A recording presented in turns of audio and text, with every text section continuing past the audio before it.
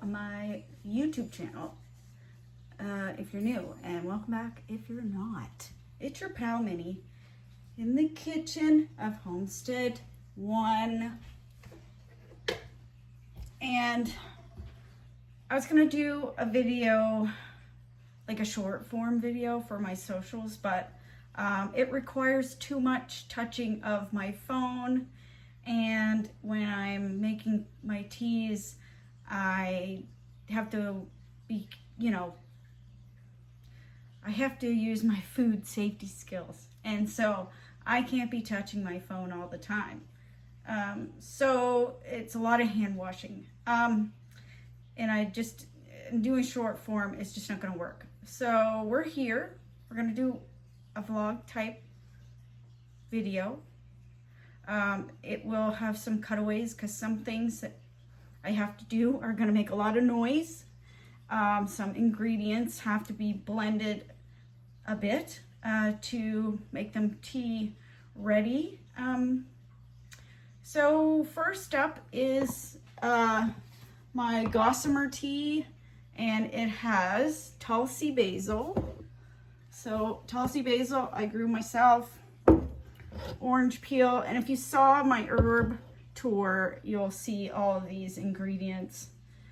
Ginger mint I grew myself, and pineapple sage.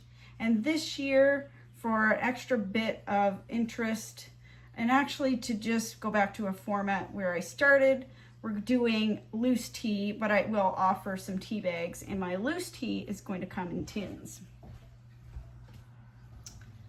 So these are my tins, and of course each tea weighs differently, and so it'll be noted on the package what you're going to be getting in your tin for how much money, right? So these tins are what you're going to get your tea in, and sometimes I recycle those tins, but these ones are not recycled. They are brand new. So yeah, I'm going to get to it, and I'll try to cut back in when the next step happens, so that I'm not touching my camera while touching ingredients and cross-contamination and whatnot. So right now for my equipment, I have my trusty Ninja blender. This thing is something I had since my oldest was a baby. I used to make his baby food in this bad boy. It's really easy to clean and sterilize, and even though it looks a bit foggy, it is because I use it now for making teas, and some of the things I grind in there really put it through its paces, like these orange peels. So I've got my trusty Ninja blender. I have my digital scale. Everything I do, I weigh it out. That's my training as a cook. That's how I do it, and it's the easiest way. I've got my stainless steel bowls. You know me, everything is thrifted, so all of these stainless steel bowls I've purchased here and there throughout the years. They're an excellent piece of equipment for me. So yeah, let's get started. I'm going to start weighing out things, then we're going to grind it, then we're going to mix it to my recipe, and then we're going to package it, and then we're going to wash everything down and go on to the next tea. So I'll see you when the grinding is done. So this is editing Debbie, and I just wanted to show you a different angle of my setup. This morning was the entire kitchen wash down top to bottom, and removal of everything that isn't needed. It's my recipe book over there, tins there, ingredients there, and my bowls there. Okay, so weird angle, yeah, but everything is ground in this bowl, and I'm gonna mix it. I have these really nice stainless spoons, and it's not rocket science.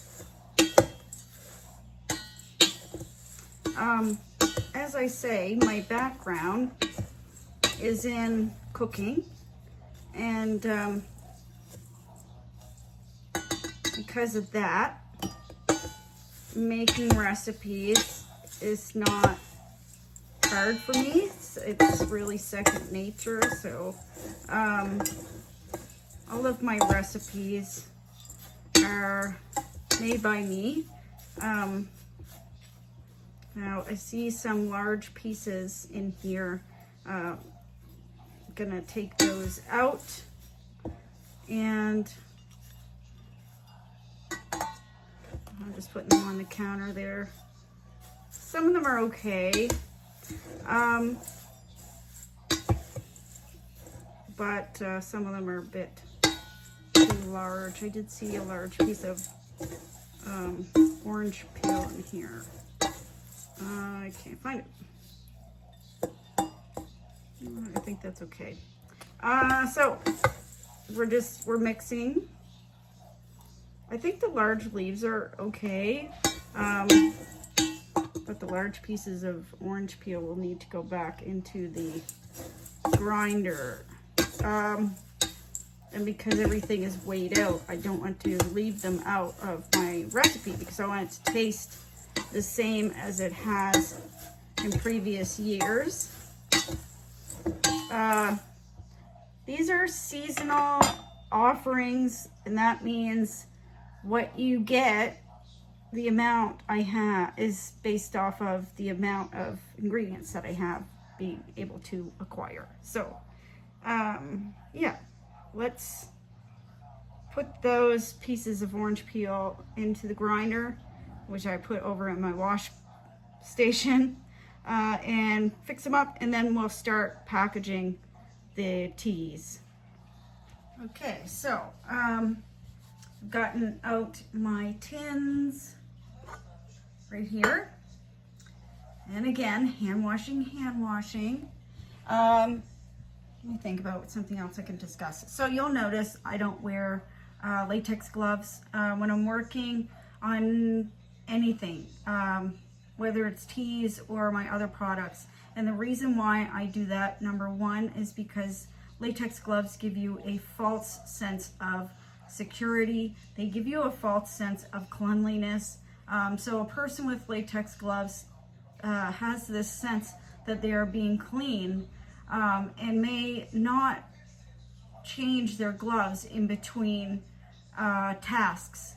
So if you're wearing latex gloves or rubber gloves to do food process, each time you change to a different ingredient or a different task, you should be changing your latex gloves. And people who wear them often forget, and they just keep moving on, and that causes cross-contamination. So I am a firm believer in just good old hand washing. So my sink is directly next to my workstation. Each time I change a task or touch something different, I'm washing my hands. And so yeah, that's what we did. We got these out of the box, and so obviously I don't know where that box has been, so I'm washing my hands in between. Now the way that I'm going to do this year, because using these tins is new to me, I'm going to see what a good amount fitting in these tins is. I looked because I wanted a taller tin. I wanted the same diameter, but a taller tin, and could not find it through my supplier. So I'm going with these for now. And so I want to offer a good amount. So I've zeroed my scale to my tin size. We're gonna, there are little lines on insides of these, and that's what I'm gonna base my amount in. So isn't that pretty? It smells so good in here. I wish you could smell it. So it's 0.07. So then all of my tins from now on will be the same amount. Being a prep cook in the former life really helps me with tracking amounts and preparing my workstation. All of those things are pretty natural to me in my background. They're things that I learned to do.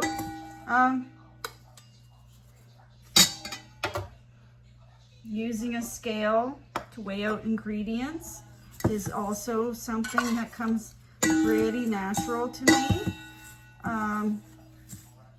And you'll notice that I'm stirring and making sure that everybody is getting the same mix of ingredients. You don't want your tea tasting different every time. You want it to be the same. That's the key to making good products and good food, is continuity.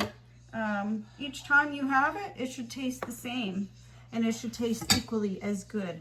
Now, I misjudged the amount of tins that I need, so I'm going to turn off my camera, get the tins, wash my hands, and come back and finish filling these tins.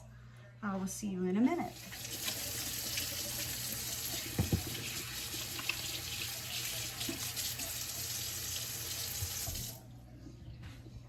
So, filming is something that's presenting a challenge to me.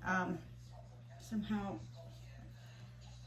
it's hard to figure out how to film and do all my tasks, but I'm doing okay. So, we're gonna fill the rest of these tins.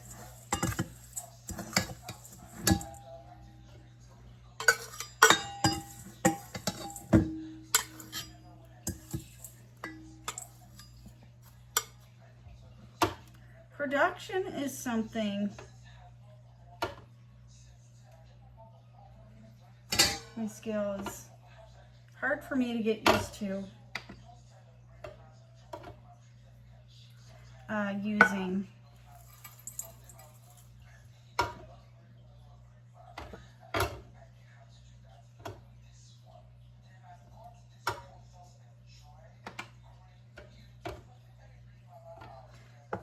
So, yeah, it's hard to get used to filming and doing tasks at the same time.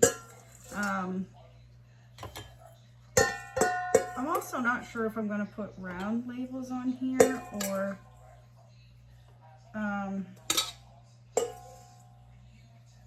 look at that. I'm feeling very good about myself because I ended up with the exact amount of product. So yeah, that's basically that. And so now lids will go on these with temporary labels. Everything's going to be rewashed, and we'll move on to the next tea. And maybe we'll talk about something else while we're making the next one. Yeah, welcome back. Just drying up my dishes, and getting ready to put together the next tea. We're gonna go with the anti-anxiety tea, or better known as Nick's Whisper. It has a lot of things in there that help to calm down your nervous system. It's one of my favorites. I used to purchase the Sleepy Time tea from, I guess it was called Celestial Seasonings, and I got this idea for making my own, and so I'm passing that on to you. So we're getting busy making that and putting it together.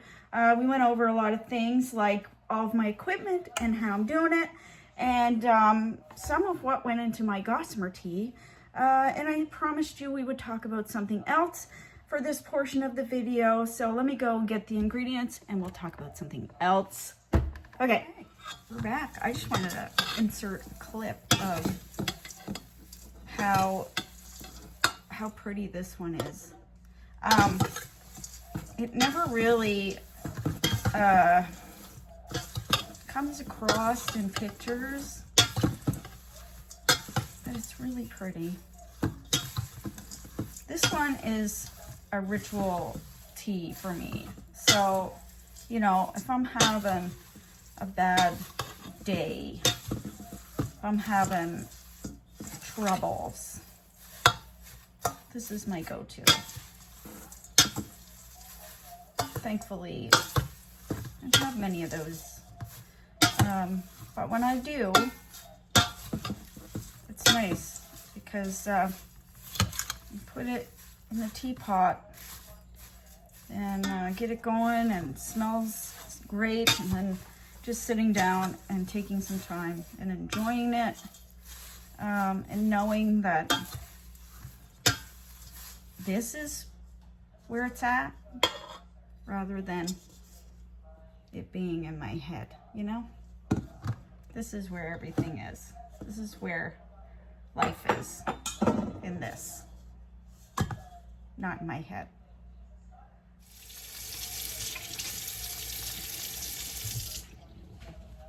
I told you there'd be a lot of hand washing. There's a lot of hand washing. I wanted to adjust the camera angle back to my face, right? Okay, so it's a bad time to have itchy nose. So yeah, let's weigh this out. And I don't know, yeah, I did this mindfulness course, let's call it, and it was quite a long course. It was about 3 months, where I learned how to control my own universe. You know, I learned to be mindful about what I'm consuming. Okay, so 0.4, remember that. And let's put that over there. And so mindfulness has given me a lot.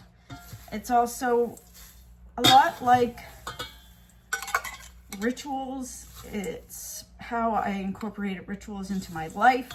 So, you know, hand soap, washing my hands, was one of my favorite ritual activities. I'm gonna have to get a drink. So yes, mindfulness has been like my foundation for building my rituals, and kind of how I get into like witchcraft. And I know a lot of people are going to be, you know, have feelings about that. But for me, it's a connection to nature, and it's ritualizing my connections to myself and nature and all of that. So yeah, back to mindfulness. So, you know, I would have a lot of anxiety. I have severe pain. I have a neurological disease that brings on several different types of pain. I have trigeminal neuralgia, I have occipital neuralgia, I have colonus spasms, I have spasticity, and I'm dropping this because I'm not holding it, and all of that. And so rituals and mindfulness help me deal with that. I don't like that piece. So yeah, get in there. And so part of that is also, you know, making a good cup of tea, sitting down with that cup of tea, smelling the smell that it has, and tasting the taste and feeling the warmth go down your throat and into your stomach. The first rituals I learned were mindfully washing my hands, and I require natural products. I have scent sensitivity and chemical sensitivity because of my illnesses, and so, you know, I have to use natural soap and all. Everybody knows that story of how I got into soap making. And so, like, my teas are part of rituals in my daily life. My soap is part of rituals. So, you know, when you're washing your hands, you're just taking a minute and you're really feeling that texture of the soap. You know, leaves are hard to deal with, right? Anyway, you're feeling that texture of the soap. You're feeling the way it feels in your hand. You're smelling the way it smells. All of these things are what I mean by ritualizing your day. And that takes you out of your head and into the present moment. And it sounds really woo-woo, but your brain tricks you into thinking that what you think or what you're ruminating on is reality, but it is not reality. Very often it is not reality. And so social media is the same, tricks you into thinking it's reality. It's not reality. And so ritualizing your time helps to refocus and come back to that steady ground that you're standing on. So I always want you guys to try my teas because using them in rituals, highly recommend. And Nick's Whisper is a good one to use. Yeah, okay. Lids are going on. Sorry, I had to cut away, and I think I'm gonna end this video for now. I think you guys have heard me talk enough about things. Just to reiterate, you know, why tea is important in my life. It's part of some very important self-care, ritual time, whatever you want to call it, woo-woo type stuff. Or I sit down with a nice cup of tea and just get out of my head and into the present moment. So this is Elderfire. Elderfire has the cranberries that we harvested from Lake Rossignol, the Farrow apples that we harvested from Chris's family homestead, orange peel, and cinnamon. And if you missed my herb tour, I talk a lot about all of my ingredients in that video, and I don't know how to link those things into this, so just hop back on my YouTube and just have a look for that video if you're wanting to know about the ingredients. So Elderfire packaged. It's almost time for my kids to be home and I need to get supper going. So I'm gonna end this video. I might come back to another kind of tea today, but I'm not sure. If not, I'm gonna be working at this tomorrow, and then I'll do a big tea launch, and you'll see the kinds and you will see the prices and you will see them on my website. So this is my tea making vlog video where I talk to you about things and stuff, and I hope you guys liked it. And if you did, I don't get a lot of comments on my video on my YouTube or on my socials. So if you liked this YouTube video, leave a comment. Tell me what tea you drink. Tell me how you have your own little ritual thing you do in your life, and what, maybe if you're feeling comfortable, tell me what that entails. And just I don't know, let's have a conversation. So yeah, I will see you. If you're not subscribed, please subscribe, because that will also help me out.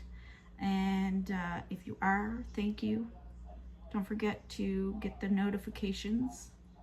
Don't forget to give me a like, and sharing my videos would be so nice of you. This is all part of the business. I know, so high tech here. So yeah, please, yeah, have a great day or night or whatever. Anyways, bye.